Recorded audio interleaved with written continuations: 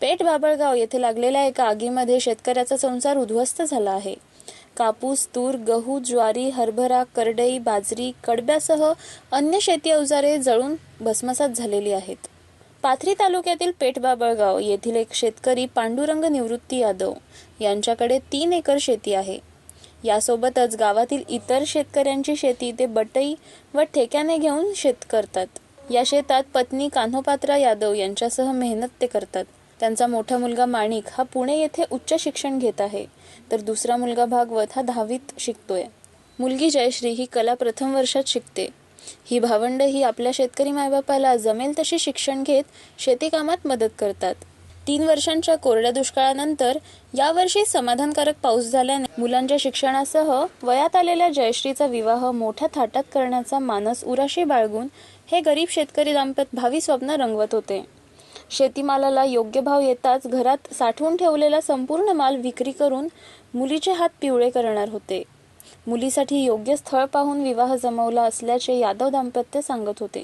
मात्र गावालगत असलेल्या कुडाच्या घराला अचानकपणे आग लागली आणि बघता बघता या गरीब शेतकऱ्यांच्या भावी स्वप्नांची डोळ्यादेखत राखरांगोळी झाली.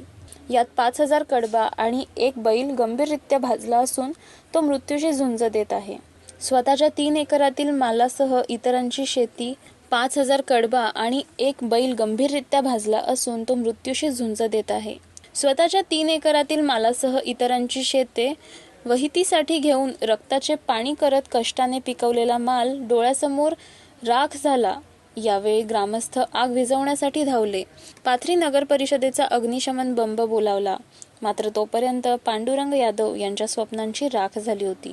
या ठिकाणी आग धुसतच होती. ग्रामस्थांनी ही आग विझवली. यावेळी यादव यांच्या घराला लागूनच असलेल्या आशामती प्रभाकर चव्हाण 40, जगन्नाथ नामदेव गिराम 65 यांच्या घरातील 10 पोते गहू, 3 पोते ज्वारी, 8 क्विंटल कापूस, मजुरीचे नगदी पैसे यासह अन्य साहित्यही जळाले आहेत. यात वरील दोन्ही महिला या विधवा असून त्यांच्या घरातील संसार उपयोगी साहित्य जळाले आहे. शाळा महाविद्यालयातील पुस्तकेही त्या ठिकाणी अर्धवट अवस्थेत जळाल्याचे चित्र पाहावयास मिळाले.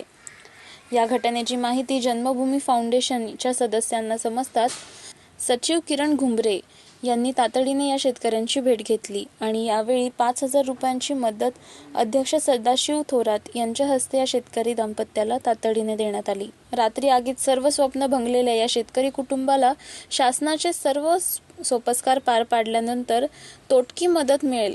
यात या शेतकऱ्यांचा संसार उभा राहू शकणार नसून गरज आहे ती समाजातील दानशूर व्यक्तींनी पुढे येऊन मदतीचा हात देण्याची. तरच या शेतकऱ्यांचा नव्याने संसार उभा राहणार असून संवेदनशील मनांनी पांडुरंग निवृत्ती यादव या गरीब कष्टाळू शेतकऱ्याला या शेतकऱ्यांच्या नावाने संसार उभा राहणार असून संवेदनशील मनांनी पांडुरंग निवृत्ती यादव या गरीब कष्टाळू शेतकऱ्याला मदतीचा हात देण्याची. आम्ही इथं होतो, संडासला गेलो, तितक्या टायमामध्ये एक जाळ लागल्या जेवगानं पुन्हा मग काहीच करायला नाही. मग एक जाळ लागून बकळ माल जळाला. माल बकळ होता. मग काहीच करता येईना म्हणून मग अग्निशम गाडी बोलवली. अग्निशम गाडीने इजवलं.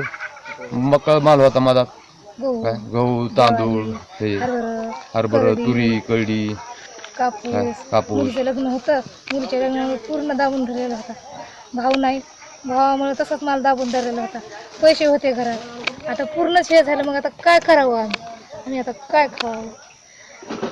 पसावर सुद्धा माल नाही. लेकरं शिकायलेले, पोरगी लग्नाला आलेली. आता ह्याच्या पुढे आम्ही करायचं काय? आता बैलाला पोळाले, अर्धा बैल जळाला, काहीच नाही राहिलेलं आता धान्य घरामध्ये. भाव नाही म्हणून असा पूर्ण माल दाबून धरलेला. लग्नामुळे लग्न करायचं आहे ना आता पोरीच्या लग्नामुळे. प्रतिनिधी Ravindra Deshmukh, next generation news, Parbhani.